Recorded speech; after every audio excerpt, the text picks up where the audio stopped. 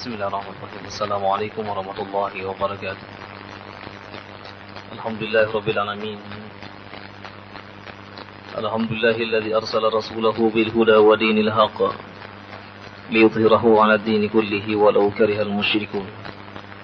Asyhadu an la ilaha illallah wahdahu la syarika lah wa asyhadu anna Muhammadan 'abduhu wa rasuluhu. Allahumma shalli wa sallim wa barik 'ala 'abdika wa rasulika Muhammad wa 'ala alihi washabihi ajmain.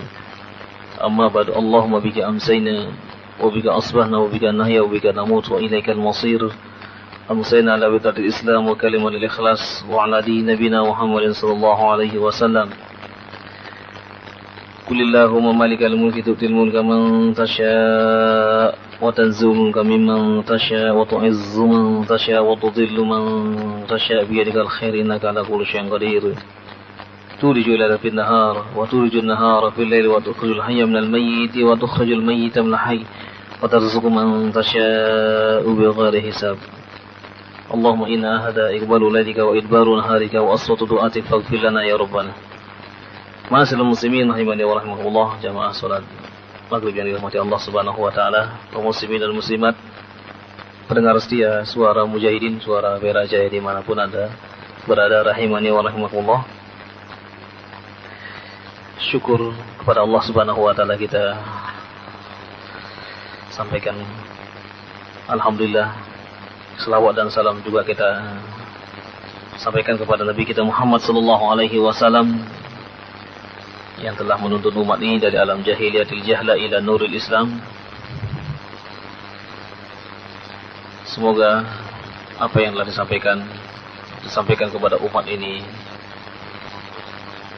dapatkan ganjaran yang besar dan Nabi kita dibangkitkan di tempat yang terpuji dan kita sebagai umatnya mendapatkan syafaat nanti pada hari kiamat. Amin ya rabbal alamin. Ikhwatal iman rahimani wa rahimakumullah. Kita akan melanjutkan kembali kajian kita pada kitab Riyadhus Shalihin, masih pada bab yang sama. Di bab bagaimana kita atau keutamaan cinta kepada Allah dan cinta karena Allah Subhanahu wa taala. Hadis yang terakhir kita baca adalah hadis yang diriwayatkan oleh Imam Muslim yang menjelaskan tentang seorang yang menziarahi saudaranya di satu tempat karena Allah Subhanahu wa taala, sehingga malaikat itu menyampaikan pesannya bahwa Allah Subhanahu wa taala mencintai orang tersebut. Kemudian hadis yang ke-8 dari bab ini, wa an Abi Idris Al-Khawlani, dari Abu Idris Al-Khawlani rahimahullahu taala, qala dakhaltu masjid Dimashq. Dia menceritakan bahwa dia masuk ke masjid Damsyik, Syria. Fa idza fatan barraqut thanaya wa idzan nasu ma'ahu. Di masjid itu ternyata ada seorang pemuda yang tampan. Kemudian banyak orang yang mengelilinginya. Fa idza ikhtalafu fi syai'in, ketika mereka berselisih dalam satu hal, asnaduhu ilaihi, mereka pun bertanya kepada pemuda yang tampan tadi ini. Fasa'al wasadaru an ra'ihi fasa'altu anhu faqila hadha Mu'ad ibnu Jabal. Kemudian saya ini bertanya kepada jamaah yang hadir di situ, siapa sih pemuda itu? Faqila, kemudian dikatakan hadha Mu'ad bin Jabal. Dia adalah Mu'ad bin Jabal radhiyallahu anhu, sahabat Rasulullah sallallahu alaihi wasallam, yang beliau ini termasuk dai-nya Rasulullah dan termasuk hakim yang dikirim ke negeri Yaman untuk menyampaikan dakwah kepada ahlul kitab. Falamma kana minal ghad hajjartu wajadtuhu qad sabaqani bitahjir wajadtuhu yusalli. Kemudian pada keesokan harinya saya ini lebih cepat datang ke masjid ya. Saya ingin menemui dia. Wajadtuhu qad sabaqani. Ternyata dia lebih dulu masuk ke masjid. Wajadtuhu yusalli. Saya menemukan dia sedang salat. Fantadhartuhu hatta qada salatahu. Kemudian saya tunggu sampai dia selesai melaksanakan salatnya. Summa ji'tuhu min qibali wajhihi. Kemudian saya datang menemuinya. Fasallamtu alaihi. Kemudian saya mengucapkan salam kepadanya. Summa qultu wallahi inni la uhibbuka Allah. La uhibbuka lillah. Sungguh demi Allah, aku ini mencintai kamu karena Allah. Faqala Allahi, demi Allah. Faqultu Allahi, ya demi Allah. Faqala Allahi, demi Allah. Apakah kamu betul-betul mencintai saya karena Allah? Faqultu Allahi. Fa'akhadhani bihabwati ridai. Kemudian dia mengambil selendangku, menarik. Fahabadani ilaihi. Kemudian aku didekatkan kepadanya. Faqala abshir, wahai saudaraku, bergembiralah. Fa inni sami'tu Rasulullah sallallahu alaihi wasallam yaqul. Maka aku ini telah mendengar Rasulullah sallallahu alaihi wasallam bersabda, qala Allah Ta'ala. Jadi Mu'ad ini membacakan hadis qudsi. Allah Subhanahu wa ta'ala berfirman dalam hadis qudsi, wajabat mahabbati lil mutahabbina fi. Sungguh telah wajib bagi mereka mendapatkan cintaku, kata Allah Subhanahu wa ta'ala, bagi mereka-mereka yang saling mencintai satu dengan yang lain karena Allah Subhanahu wa ta'ala, karena aku. Wal mutajalisina fiyya, dan mereka-mereka yang duduk di majlis-majlis karena aku, di majlis-majlis ilmu seperti sekarang ini, dia duduk karena Allah Subhanahu wa ta'ala. Wal mutazawirina fiyya, dan mereka saling menziarahi satu dengan lain karena aku kan. Wal mutabadzilina fiyya, dan mereka yang saling memberi satu dengan yang lain karena Allah Subhanahu wa ta'ala. Hadisun sahih rawahu Malik fil Muwatta bi isnadin sahih. Hadis ini adalah sahih, diriwayatkan oleh Imam Malik di dalam kitab Muwatta. Ikhwatal iman rahimani wa rahimakumullah. Ada beberapa hal yang dapat diambil hikmah tarbawiyah yang dapat dipetik dari hadis ini. Yang pertama bahwa hirs at-tabi'in, jadi semangatnya ada para tabi'in untuk mencari majlis zikir, majlis ilmu, sehingga mereka datang ke masjid, kemudian yang dicari adalah majlis zikir. Apakah ada majlis zikir di situ? Apakah ada majlis ilmu di situ? Ini para ulama-ulama terdahulu. Kemudian yang kedua, hendaklah setiap masjid ada kajian seperti yang sekarang ini. Di masjid Damsyik, Rasulullah sallallahu alaihi wasallam dulu mengutus Mu'ad bin Jabal ke Yaman. Kemudian setelah Rasulullah sallallahu alaihi wasallam meninggal dunia, beliau hijrah ke Syam dan beliau memberikan pelajaran di masjid, salah satu masjid yang ada di Damsyik di Syria pada saat itu. Ini satu keniscayaan. Jadi setiap masjid mesti ada kajian. Kalau kita bisa setiap hari, mungkin 2 hari sekali. Kalau nggak bisa ya 3 hari sekali. Kalau nggak bisa 1 pekan. Kalau nggak bisa begitu, setidaknya 2 pekan, supaya masyarakatnya mendapatkan pengetahuan agama. Karena agama ini haruslah terus dipelajari dan dipelajari terus sehingga dapat memperbaiki kualitas ibadah kita. Yang tadinya kita tidak mengetahui apa makna takbir ketika kita sholat, apa makna niat, apa makna takbir, apa makna Fatihah, apa makna doa iftitah. Dengan adanya kajian-kajian di masjid maka dia akan bisa memahaminya. Sehingga ibadahnya semakin hari semakin baik, semakin bagus. Nah, siapapun yang mau bangun masjid, yang paling utama yang dia cari adalah siapa yang mau jadi imam, kemudian kajian apa yang akan disajikan di sana. Itu harus. Kalau hanya sekedar masjid saja, banyak masjid di mana-mana, tapi tidak ada kajian-kajiannya. Kita bersyukur kepada Allah Subhanahu wa taala. Hampir setiap hari di majelis ini itu ada kajian ya. Ada kajian-kajian di majelis ini. Kita tinggal menghadiri saja. Dan materinya pun berbeda-beda. Ada tauhid, ada sirah nabawiyah, ada tafsir ya. Kemudian ada hadis. Kalau kita rajin merangkum setelah pulang dari sini, kemudian kita rangkum apa yang kita dapatkan, itu akan menjadi satu buku besar.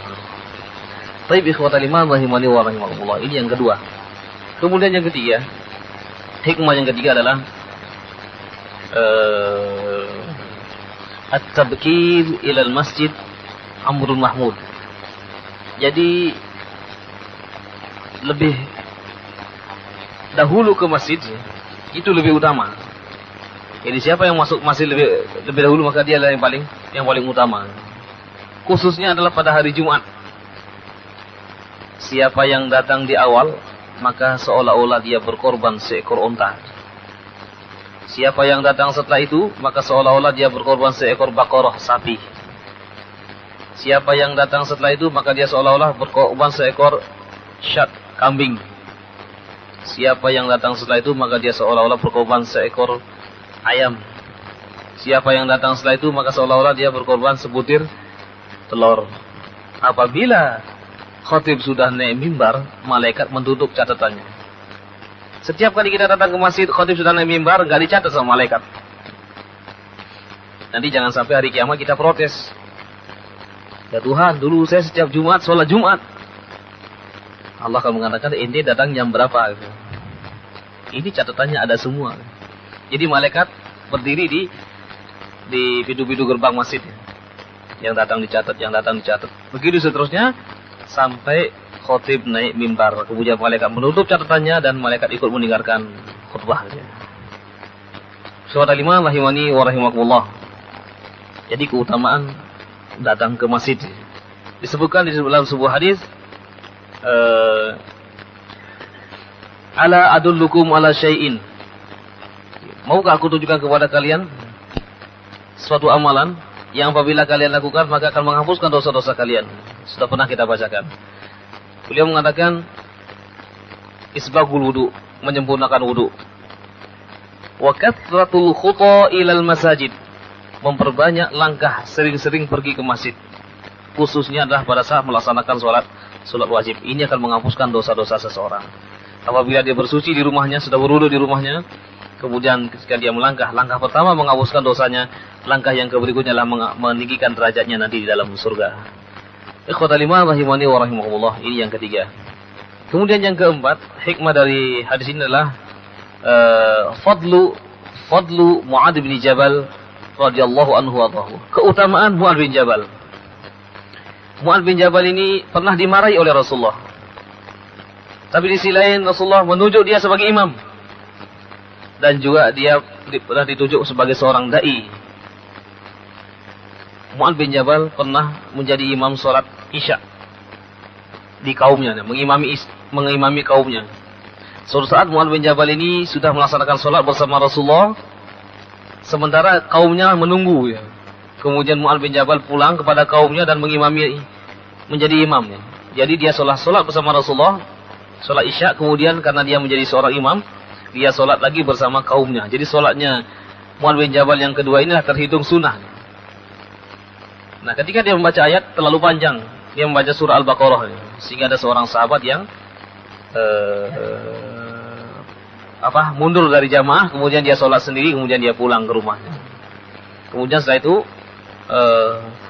Mu'adz mengatakan dia itu adalah orang munafik. Kemudian sahabat ini mendengar apa yang dikatakan oleh Mu'adz dan dia adukanlah kepada Rasulullah sallallahu alaihi wasallam. Kemudian Rasulullah pun marah kepada Mu'adz. Rasulullah mengatakan, "Afatanu anta ya Mu'adz, afatanu ya Mu'adz. Kamu telah membuat fitnah wahai Mu'adz, kamu telah membuat fitnah wahai Mu'adz. Apabila kamu salat, maka bacalah sabbihisma rabbikal a'la wasyamsi waduhaha was-sama'i wat-thariq." Begitu seterusnya. Yassiru wa la tu'assiru. Mudahkan, jangan bikin sulit agama ini. Basyiru wa la tunaffiru. Beri berita gembira, jangan sampai menakut-nakuti. Ini Mu'adz pernah dimarahi sama Rasulullah sallallahu alaihi wasallam karena dialah mengerti, tapi di balik pengertian ini dia karena asik membaca Al-Qur'an kemudian sampai terlalu panjang salatnya, khususnya adalah salat Isya. Kemudian Mu'adz bin Jabal ini adalah seorang yang diutus oleh Rasulullah ke Yaman karena pengetahuan agamanya yang luar biasa. Sebelum pergi ke Yaman, Rasulullah mengatakan, "Ya Mu'adz, engkau akan aku utus ke Yaman. Tapi barangkali kita tidak berjumpa lagi nanti. Kalau suatu saat kamu lewat di tempat saya, ucapkanlah salam kepada saya," katanya. Barangkali nanti kita tidak jumpa lagi. Kemudian nanti kalau kamu lewat di rumah saya, maka ucapkanlah salam kepada saya. Mu'adz bin Jabal dirangkul oleh Rasulullah dan dia menangis. Kemudian Mu'adz bin Jabal pun pergi ke Yaman untuk berdakwah. Betul. Setahun kemudian Rasulullah telah meninggal dunia. Begitu Mu'adz melihat rumahnya Rasulullah, karena Rasulullah dimakamkan di rumahnya, kemudian Mu'adz pun mengucapkan assalamu alayka ya Rasulullah. Kemudian Mu'adz bin Jabal pun pergi berhijrah menyusul sahabat-sahabatnya ke Syam sananya. Karena memang ketika Rasulullah masih hidup orang kerasan di situ. Tapi ketika Rasulullah tidak hidup orang tidak kerasan lagi dia. Jadi semuanya sahabat-sahabat ini menyebarkan dakwahnya Rasulullah sallallahu alaihi wasallam, menyebarkan dakwah Islam. Termasuk Mu'adz bin Jabal ini pun pergi ke Syam. Dia di situ membuat halaqah dan dia pun meninggal di situ. Meninggal terkena penyakit taun pada zaman Umar bin Khattab. Karena pada zaman Umar bin Khattab menjadi khalifah, ada beberapa musibah-musibah yang menimpa kaum muslimin. Salah satunya adalah musim paceklik. Demikian juga terjadi satu penyakit, wabah penyakit yang sangat ganas, yaitu taun. Taun ini semacam kolera. Ratusan sahabat meninggal dunia di Syam, termasuk Mu'adz bin Jabal. Ikhwatal iman rahimani wa rahimakumullah, dikatakan dalam sebuah hadis bahwa nanti pada hari kiamat yang membawa bendera fakih itulah Mu'adz bin Jabal. Nah, ini yang keempat. Kemudian yang kelima, hikmah tarbawiyah yang dapat diambil dari hikmah hadis ini adalah bolehnya seseorang melaksanakan sholat sunnah di masjid ini. Berarti tidak boleh, bukan berarti tidak boleh. Rasulullah sekalipun Rasulullah mengatakan begini, jadi sholat fardu adalah lebih afdal di masjid, sedangkan sholat sunnah lebih afdal di rumah. Bukan berarti tidak boleh melaksanakan sholat sunnah di masjid. Demikian juga sholat tahajud boleh dilaksanakan di masjid. Kemudian yang berikutnya, yang keenam, jadi keutamaan seseorang mengungkapkan rasa cintanya kepada saudaranya karena Allah Subhanahu wa taala. Ya akhi, saya mencintai kamu karena Allah Subhanahu wa taala. Ini bukan sekedar ucapan, tetapi betul-betul ucapan yang keluar dari keimanan, keluar dari hatinya. Jadi sehingga ketika dia mengucapkan seperti itu, dia tidak ada beban sama sekali. Dan ketika dia mengucapkan seperti itu, dia sudah betul-betul memperhatikan keadaan dari saudaranya.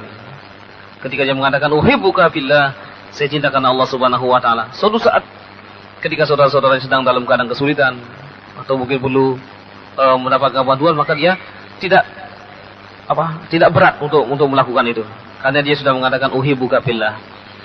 Nah, kemudian yang berikutnya adalah yang ketujuh, hikmah yang dapat diambil di sini adalah ketika seseorang sudah mengucapkan kalimat itu, maka Allah Subhanahu wa taala nanti pada hari kiamat akan memanggil siapa di antara kalian yang dulu saling mencintai satu dengan lain karena Allah, maka pada hari ini kata Allah Subhanahu wa taala akan aku berikan satu payung, berikan perlindungan di mana tidak ada perlindungan lagi selain aku.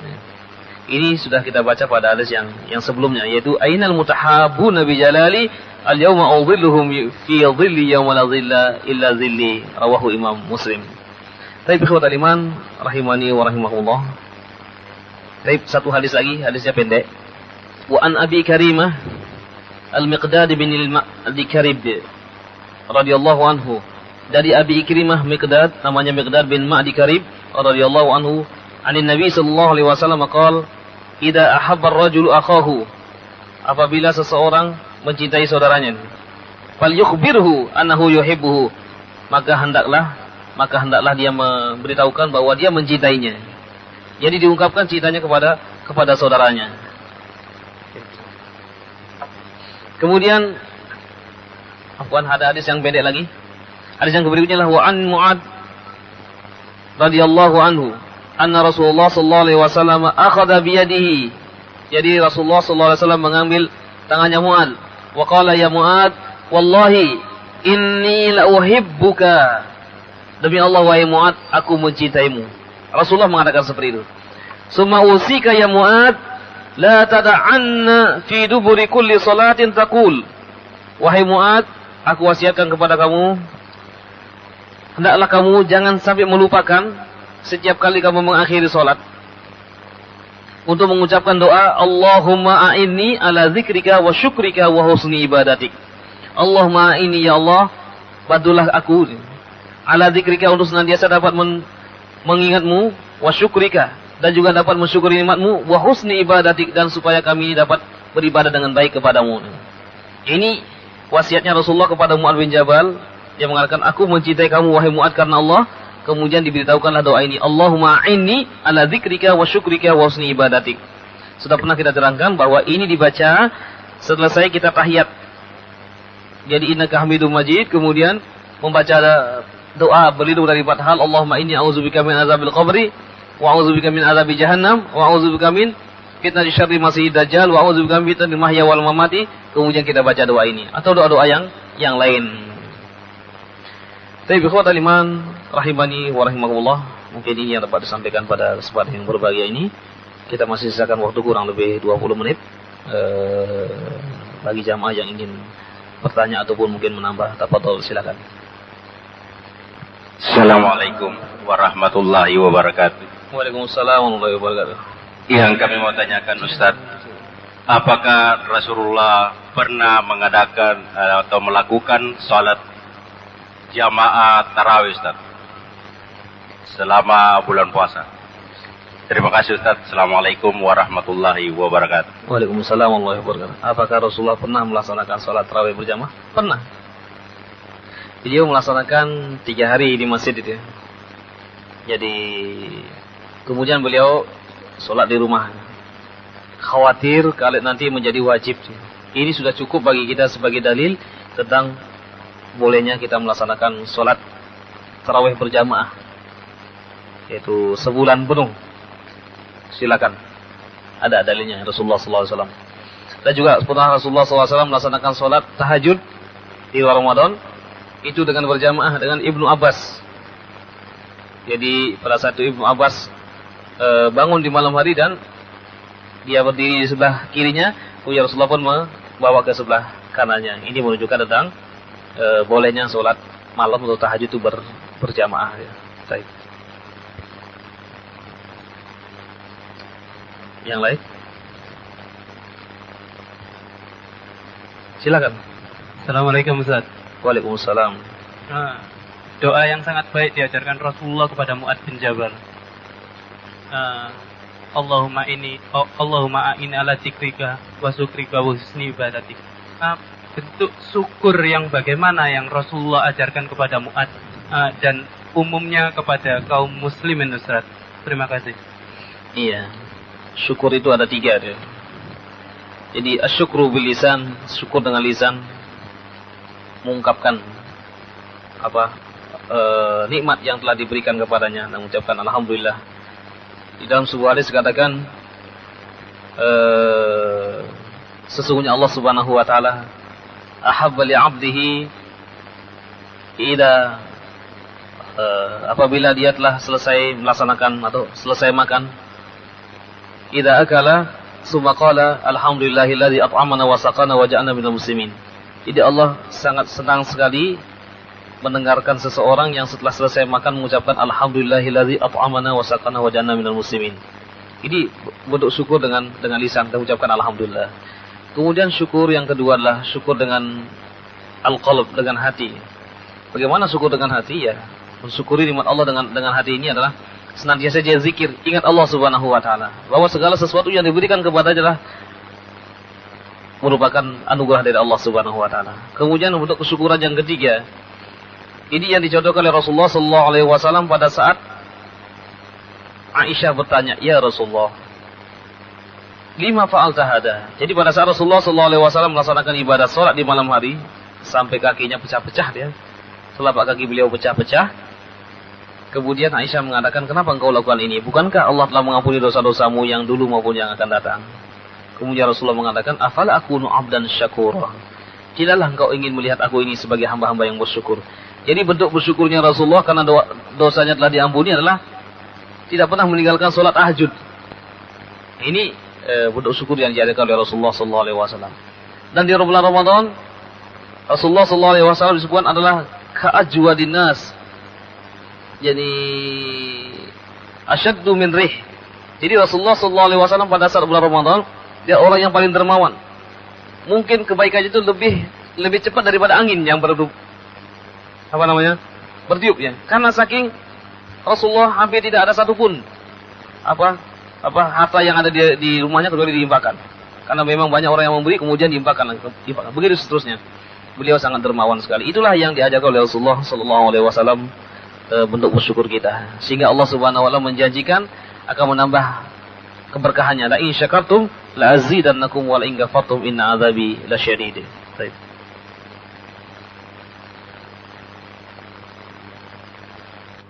Silakan. Ustaz, masalah mencintai sesama saudaranya. Kalau di hadis itu kan ada mencintai karena Allah, membenci karena Allah. Nah, ada fenomena ikhwan kemarin kalau seandainya ada sohib pada keluarga yang tidak sesuai dengan ajaran terus janji ibadah terus dia bilang mengatakan aplikasi membenci karena Allah itu nggak perlu disebutkan atau ada kata lain untuk khusus itu. Kalau cinta kepada Allah kan perlu disebutkan. Apakah membenci karena Allah perlu disebutkan ya? Iya. Maksudnya di sini adalah mencintai saudaranya karena Allah dan membenci saudaranya karena Allah.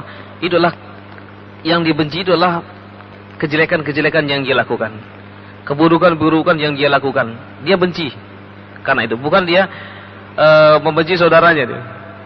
Ini membenci perbuatan-perbuatan yang dia lakukan. Jadi karena Allah Subhanahu wa taala. Dia meninggalkan kemungkaran karena Allah Subhanahu wa taala dia. Jadi itu yang dimasukkan dengan dia bertemu dengan Allah Subhanahu wa taala, berpisah karena Allah, demikian juga membenci sesuatu karena Allah Subhanahu wa taala. Baik. Terus yang kedua kalau menzolim Ustaz ya. Kalau fenomena masyarakat, kalau ada suatu kecurian atau maling ya, pencuri. Terus kan mereka kan rame-rame dipukulin sampai meninggal.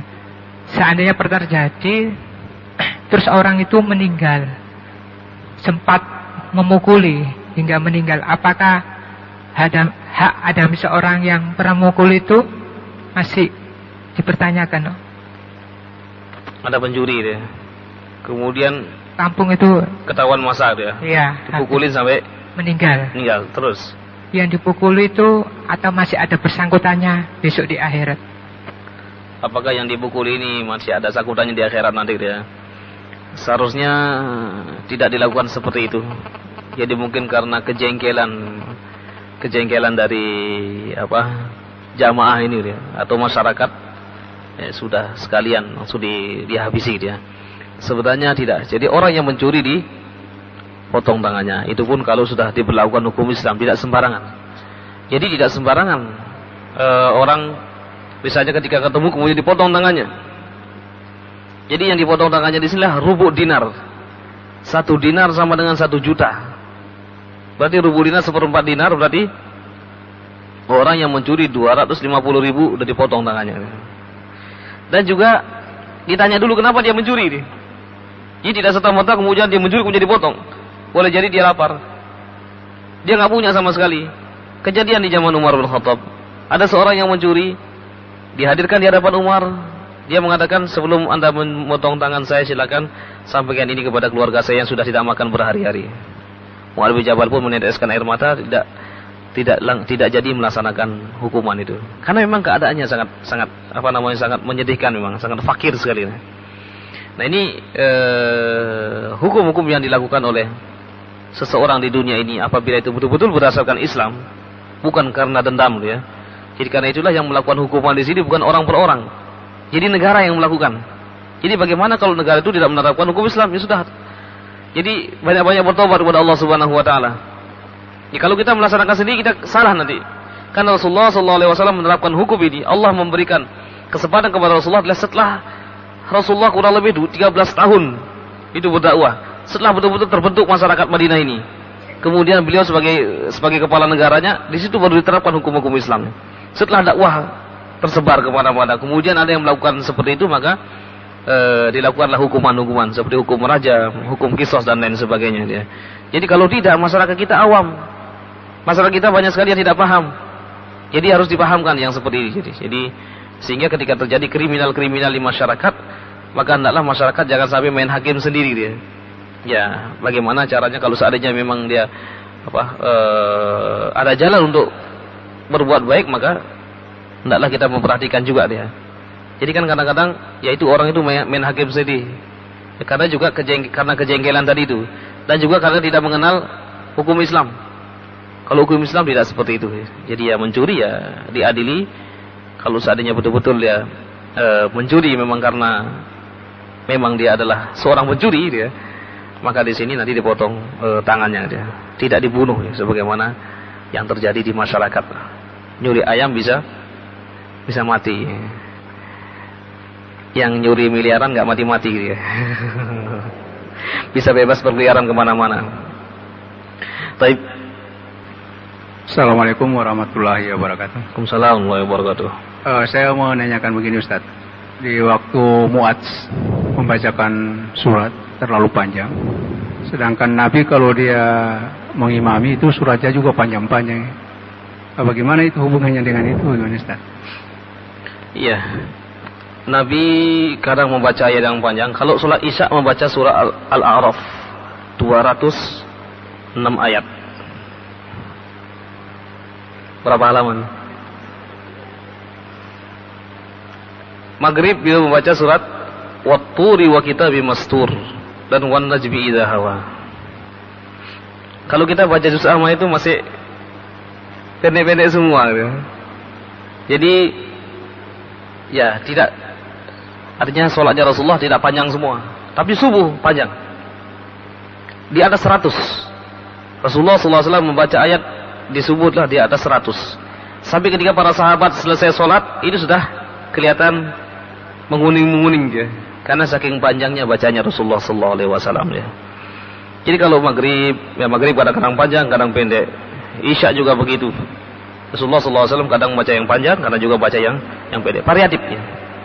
Jadi tidak pendek terus dan juga tidak panjang terus ya. Baik. Nah, kalau kita sholat kalau kita melaksanakan ibadah haji, kita akan tahu bagaimana para imam-imam di sana. Ya kadang subuh agak panjang sedikit, kadang-kadang maghrib kadang pendek, juga kadang panjang, variatif dia. Dan kita belum pernah di masjid ini membaca hari Jumat itu alif lam mim sajadah. Jadi surat sajadah itu seharusnya dibaca pada rakaat pertama, kemudian Al-Insan pada rakaat yang kedua. Tapi kita masih khawatir di jemaah kita nanti terlalu panjang dia. Tapi insya Allah kita akan lakukan juga nanti suatu saat kalau sudah siap ya. Baik, cukup insya Allah pada malam hari ini. Mudah-mudahan hikmah dan manfaatnya. Aqulu qouli hadza wa astaghfirullah li wa lakum wa askurukum ala husni timamikum. Subhanakallahumma wa bihamdika asyhadu an la ilaha illa anta astaghfiruka wa atubu ilaik. Wa sallallahu ala nabiyyina Muhammadin wa ala alihi wa sahbihi ajmain. Wal 'afwu minkum. Assalamualaikum warahmatullahi wabarakatuh.